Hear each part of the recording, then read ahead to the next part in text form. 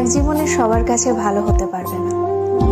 চেষ্টাও করো না কখনো সবার কাছে ভালো হওয়ার জন্য, কারণ সবার কাছে ভালো হতেই হবে এমন মাথার দিব্যি কেউ তোমায় দেয়নি। আর তুমি বেঁচে আছো তোমার নিজস্বতায়। সেখানে তোমায় কে ভাবলো, কে খারাপ ভাবলো, তাতে কিচ্ছু এসে যায় না। দিন শেষে নিজের জন্য নিজেকেই থাকতে হয়, অন্য কেউ তোমার জন্য থাকে না, থাকেনি কখনো, আর থাকবেও না। কারোর কাছে তুমি ভালো, ভীষণ ভালো, আবার সেই তুমি কারোর কাছে খুব খারাপ, জঘন্য একজন মানুষ। সেটা কেমন করে হয়? প্রশ্নটা মনের মধ্যে আসতেই পারে। আসলে আমাদের কে ভালো ভাবছে আর কে খারাপ ভাবছে সেটা বিপরীতে থাকা মানুষটার মানসিকতার উপরই নির্ভর করে।